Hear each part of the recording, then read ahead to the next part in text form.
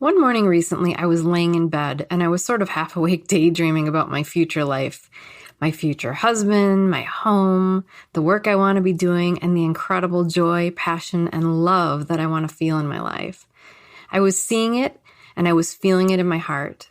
I could feel my heart, my whole chest and upper back light up at the vision, at the feelings that I was feeling. It made me so happy. It was everything that I want. And I was calling it in with my heart, loving it into existence. It felt amazing. And it was hard to force myself to get up and go to work. But that's just it. Your life should feel that good. It should light up your heart. And the way to create that life for yourself is by finding the vision and the dream of your life that does light up your heart, that does light you up. Your vision cannot be what you think you should want or what society tells you that you need. It has to be what you truly desire, what lights up your heart, what you love. So let's talk today about how love is truly the answer.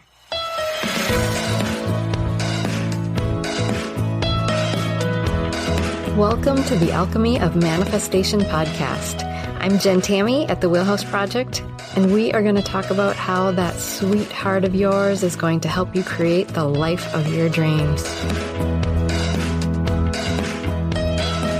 Everything good comes from your heart. You can't say that about your mind, that's for sure. But your heart is pure. It's your connection to the divine. It is divine. It is pure source energy, pure unconditional love. And everything good in your life comes in because of your heart. The more connected and true you are to your heart, the more in alignment you are with the divine path you were meant to follow in this lifetime. It's the path to your purpose and all of your dreams coming true. It's how you will manifest your best life. So this all seems pretty easy, right? Pretty simple. Follow your heart. But really, it ends up being very complicated. Why? Because we have a brain in our body. Yeah, it's a good thing too, but you have to learn how to manage it because it can shut down all the good stuff that you are meant to have. Let's start by talking about just being human. There are so many things as a society that are imposed on you as a young human. You're likely surrounded by humans, other humans that either don't believe in love or dreams coming true, or maybe they're in dysfunctional relationships, unhappy jobs, don't love themselves, don't have much faith, and have long since swept their dreams under the rug. It's a society where so many people have shut down their hearts. Many people aren't living from their hearts as much as they need to. And many times people have no idea how to clean out all those cobwebs and dust off their dreams, how to heal what they've been incorrectly taught or the programming that has been imposed on them in their family and as a society. It's a matter of healing your heart that you have closed yourself off to and reprogramming your brain with new beliefs and faith in what is possible. While many need to try and do some real healing work, I think it's amazing if you can start to just recognize this truth at least, to see that you have a lot more control than you think you do, than our society leads you to believe that you do. You don't have to trudge through life miserable and tolerating things. You are not what you were born into. You don't have to follow in family footsteps, nor do you have to be anything that anyone tells you to be. You really can live life from the heart, no matter what your previous circumstances. Having, being, and experiencing everything you've ever dreamed possible. Or perhaps never let yourself even imagine because you couldn't open your mind enough to even think it was a possibility. It's about being true to your heart and your soul. Living the life that you want to live and the life that was meant for you. That is what you came here to do. The fact is, you can't be fearful or worried or anxious when you're living from the heart. Those feelings are not of God or the divine. Those are feelings that come from the mind, which is entirely human. Old programming. Those feelings come from you feeling unworthy or unlovable because people have led you to believe that's true. But it's also lack of faith that God has you. You may feel that you're unlovable and that people are against you, or even that God is against you. It's a sludge of what society has told you and beliefs that the people around you had, likely about themselves and their own lives, and they impose that on you. It can all be pretty toxic stuff and hard to unearth and challenging to really, excavate yourself from sometimes. But it's a matter of starting to clearly see that it's all been things that were learned and not innate within us. Think about a very young child who hasn't been affected by all of this yet. They act purely from the heart. They have big dreams and they love without fear. They have not yet had people impose limitations or false beliefs on them, but they are a sponge and they will pick it all up over time, covering up the beautiful, heart-centered being they are. It happens to all of us on some level. It's not something to be angry about, but rather something to awaken to proactively heal and change for yourself. The fact of the matter is, you can't be fearful or live in those negative thoughts which override your heart when you're filled with love. And what is the easiest way to fill your heart with love? You can start with gratefulness. I'm sure you've heard about people keeping gratitude journals or having a gratitude practice in the mornings. Well, a lot of people do it because they know it's related to manifesting. The truth is, it's because gratitude lights up your heart. Gratefulness comes from love. With a gratitude practice, you are actively sending out love to that which you love in your life, that which you are thankful for, or even that which you are visualizing to come to you and are grateful for it in advance. But really, it's about love. It's a way to teach yourself to stay in your heart more frequently, to notice the good, to appreciate things, and really to love your life. Because that energy you are sending out from the heart is attracting more things to love back to you. You are co-creating with God with that energy, with God's divine energy in your heart. So gratefulness takes us away from the negative things in the moment that we tend to get caught up in. The stress, the worry, the fear, the sadness, the overwhelm, or even the anxiety. If you can notice the chirping of the birds and appreciate it, it brings you out of that state. If you can pet your dogs and be thankful for their love and loyalty, it brings you back to love. Even just a few moments of thinking about someone or something that you love can help you to jump from that negative state to a more positive one and come back to your heart space. And it reminds you to stay in your heart and live a heart-centered life as much as possible, too. Now, I don't mean to say that the mind is all bad. It's trainable, it's reprogrammable. All of the law of attraction techniques can be used, hypnotherapy, working with the subconscious mind, and of course, healing and healers of many kinds. It's really just about releasing the old and bringing in the new. Mind you, there's often some heart healing involved too, as we tend to shut down and protect our hearts, as there are emotions involved. But we have to work with our minds at the same time. We have to bring in new beliefs, new ways of handling things, and new ways of being, and really just a new awareness.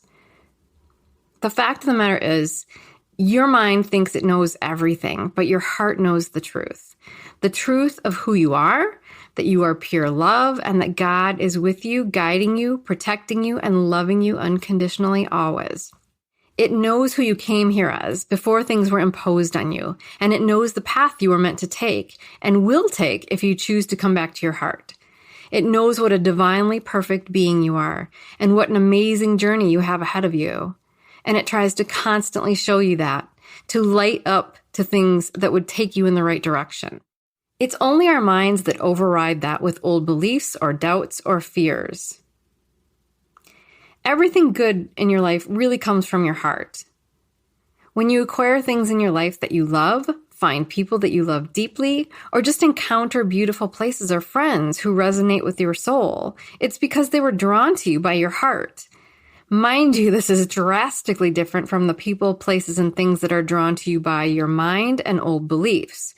Fear and insecurities will draw in drastically different people, places, and things than the heart does. But if you're coming from a healed and positive place of love and letting your heart lead, then everything will align for you. You will draw in the people, the places, and the things that you are passionate about, that speak to your heart and soul. You can feel the difference. Sometimes we talk ourselves into things rather than following our heart. When I met my ex-husband, there were so many warning bells that went off for me, but I was determined to not be alone anymore. I was determined to settle down with someone. I was the last of my friends to be single, and I was done with the loneliness. I felt unworthy, unlovable, and alone. I was trying to find someone because of all these fears and old beliefs, because of my lack of self-love and the desperate need to heal and change the old programming, which I didn't see at the time. I was looking for someone to validate that I was lovable and worthy of love. It was all very much driven by my mind. I was ignoring my heart completely, which was not leading me to this man at all. Years later, a psychic asked me, "Why are you married to someone you don't love?" Ouch. True. I thought I loved him, but it was really about convincing myself that I needed to find someone to prove to myself that I was lovable. But usually when you're looking outside yourself for someone else to fill you up, when you don't believe you are worthy, a karmic relationship will enter your life that will instead show you the toxic beliefs and experiences, again, that made you feel those fears and insecurities in the first place. I learned a lot of hard lessons, went through a lot of pain, and years later, a long divorce. Mind you, I learned. Boy, did I learn. I learned about the importance of loving yourself first, and through my own faith, that God loves me above all else. But mostly, it was a huge lesson about following my heart rather than my mind. Have you noticed that we really rush in this world with pressure to look good, to be successful, to work hard, and to have the picture-perfect life as well? Nothing seems to happen fast enough for anyone, and it's all supposed to look and be a certain way to call your life a success. And that pressure pushes us to do things that aren't always right for us. Years ago, when I was laid off from a job, I started interviewing, and I was offered a job that I knew wasn't right for me. I knew it in my gut. I didn't feel excited about it at all. Rather, it made me feel stressed just thinking about working there. It was the only promise of a paycheck, though, that I had at the time, and friends and family said I'd be crazy not to take it. It was at a really amazing company, too, so the benefits were great, but I just didn't see it. I didn't feel it in my heart, and thank goodness I didn't listen to anyone else, because a few months later, I got the job I really wanted. I stayed true to my heart. I followed my instincts, and while from the outside it may look like I made the wrong choice if you compared the two jobs, for me, it was the perfect choice. I would have been miserable if I'd listened to everyone else. But my own choice was the right one for me. Always remember that in your life. They don't have to live it, so let them say what they want.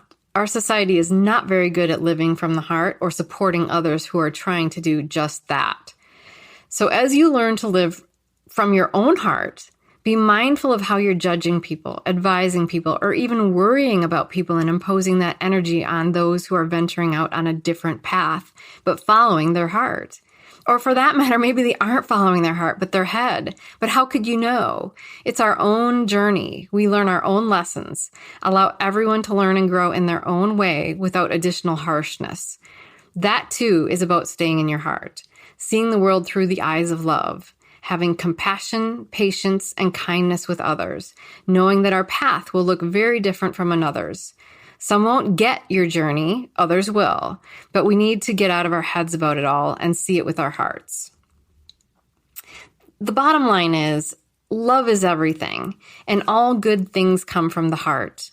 The things you attract with your heart are all the amazing things in life.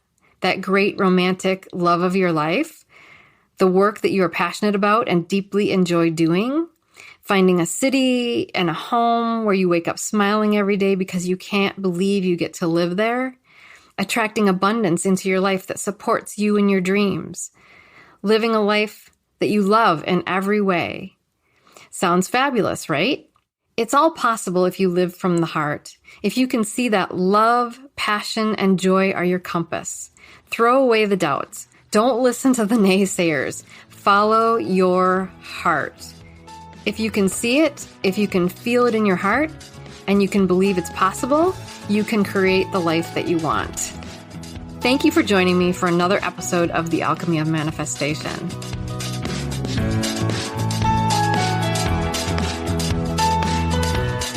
Please subscribe to the podcast and check out all of our other resources, videos, blogs, and more at thewheelhouseproject.com. Remember to sign up for our email list while you're there. And also check us out at The Wheelhouse Project on Instagram, Facebook, Twitter, and Pinterest.